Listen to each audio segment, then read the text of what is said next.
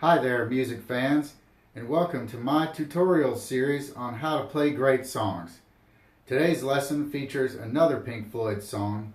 This is from the soundtrack to the film More album called Cirrus Minor.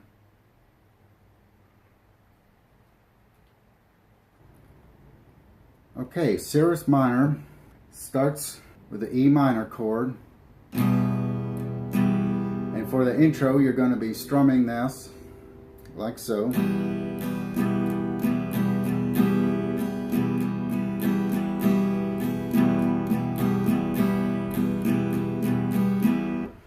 And after a bit of that, you're ready to start the verse. So the verse also starts on an E minor, except for instead of strumming the whole 6 strings, you're now going to switch to a picking pattern that is just going to be on the strings number 2, 3, and 4.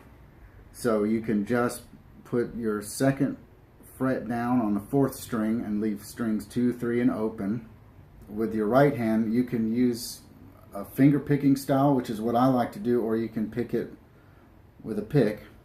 But I like to use the finger style picking, and the pattern for your right hand is going to be 4, 3, 2, 4, 3, 2, 4, 3.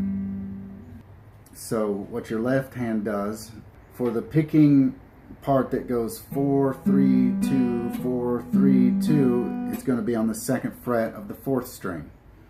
And then for the ending part of that pattern, which is 4, 3, you're going to move to the 1st fret on the 4th string, before then pulling off all together and having open 4th string with the open 3 and 2 as well. And from there you do the same pattern, 4, 3, 2, 4, 3, 2, 4, 3. And that's the first line of the song. So again, 4, 3, 2, 4, 3, 2, 4, 3, 4, 3, 2, 4, 3, 2, 4, 3. That's the picking pattern for the first line of the song. It goes from an E minor, so right there is an E flat, and then you got open strings, which would be a G chord.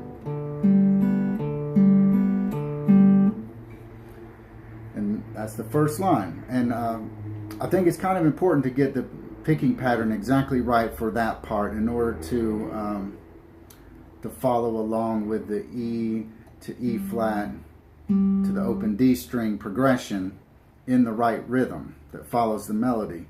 And from there on out, I'm not going to get bogged down in what the picking pattern is, but the rest of it basically goes on a similar picking pattern. So the next line starts up here on the 4th fret of the 5th string, and then the 2nd fret of the 4th string, an open 3rd and open 2nd.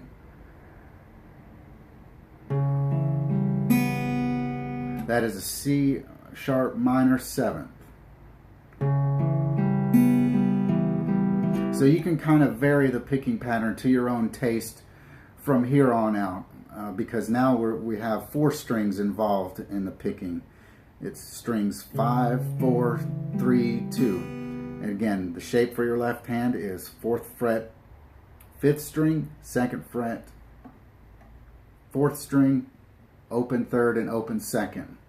C sharp minor 7th.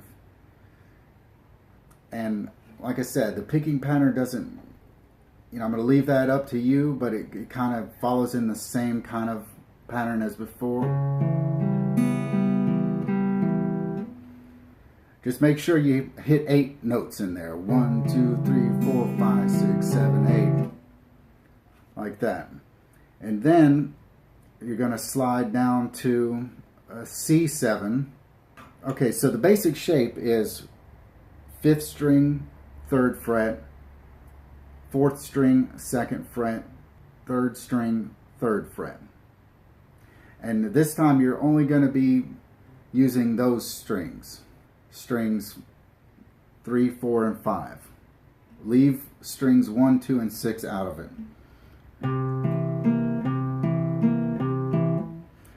again, you're going to do that same picking pattern at the start, only this time it's 5, 4, 3, 5, 4, 3, 5, 4. Or you can do 5, 4, 3, 5, 4, 3, 4, 3. You know, something like that. Just make sure it's 8 notes in there. And you want to start, obviously, on the root note, which is the C. And this is a C7 chord.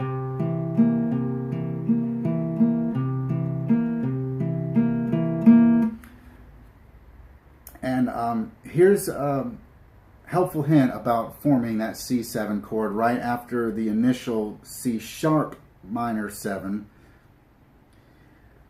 When you switch the chords, you want to avoid the temptation to go from here and then put your middle finger down right here, form it this way.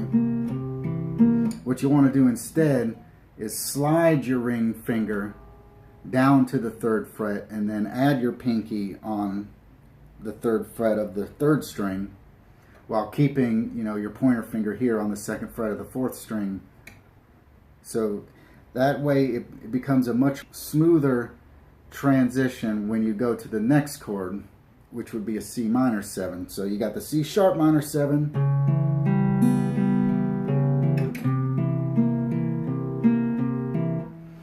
and you'll see what I mean in a second here, because the next chord is a C minor 7th, and what you're going to do is then you just slide your pointer finger from the 2nd fret of the 4th string down to the 1st fret of the 4th string.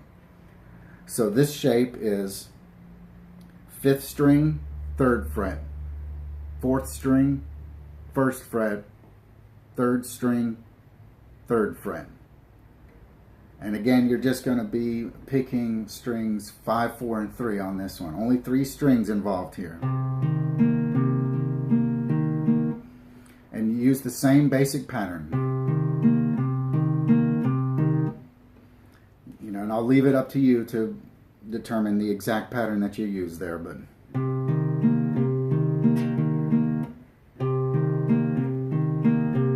just there's little slight variations that you can do, but basically those are the notes. And then for the next chord, you're going to slide down to a B7. And actually you don't have to use that sliding your ring finger technique. You can now switch to middle finger on the 2nd fret of the 5th string. Pointer finger stays in place on the 1st fret of the 4th string, and then your ring finger can go on the 2nd fret of the 3rd string. And now you can actually pick, because this is a B7 chord, so you can actually include the open B string, the open 2nd string in your pattern if you want to on this one.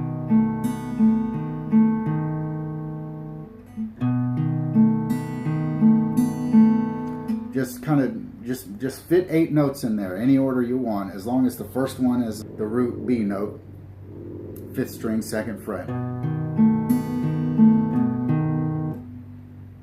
And then from there, you go to an E minor. So you're back home at the E minor, and then this time you're doing a strum of the full E minor, all 6 strings. And then there's a little lick in here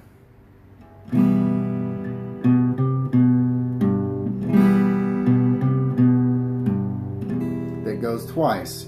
And so what that is, on the 5th string, you go 2, 3, 2, and then 3 on the low E string, 3 on the 6th string, and then open on the 6th string for this E minor strum.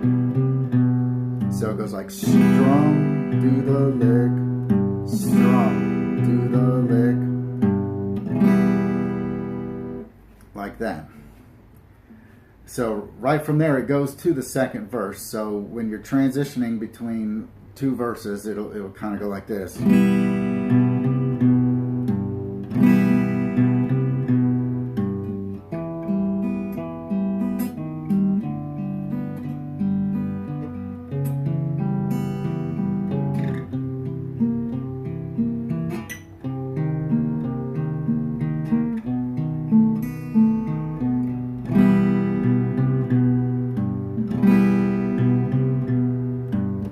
So then that's the whole verse. I'll do it one more time again, all the way through, just to give you an idea how it sounds.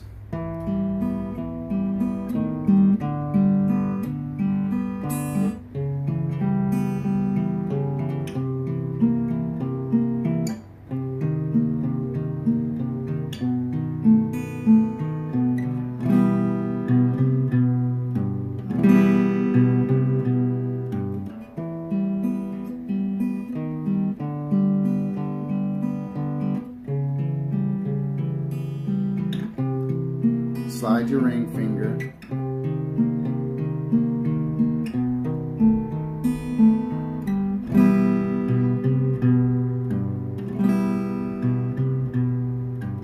In the churchyard by a river, lazing in the haze of midday, laughing in the grasses and the graves.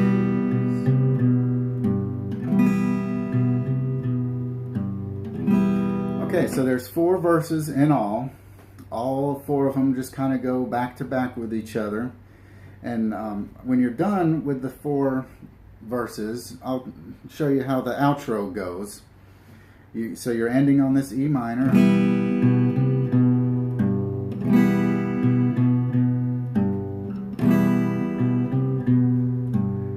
And you actually do that lick a number of times in a row. I think a good at least 8 times in a row is what it is on the record.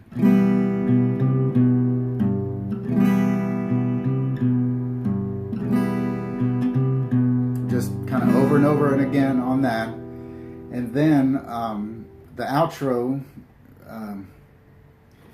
actually the outro is performed on the Rick Wright's organ.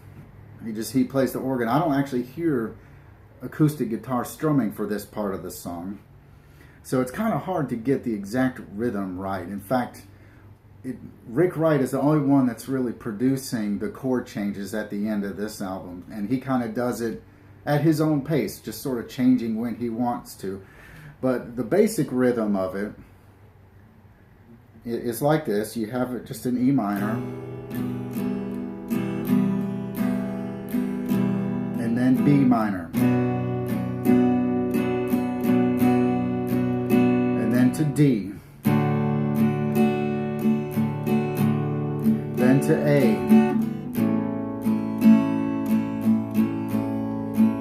and then to G, and then to D, and now a B7, and then hold on B7, repeat the whole thing. Once again, E minor to B minor to D to A,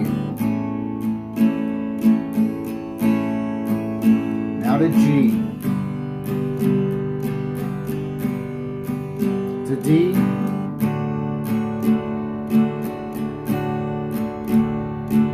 B7, hold it for longer, and then you're back to E minor again. And that is the outro progression, and it just kind of repeats and then fades.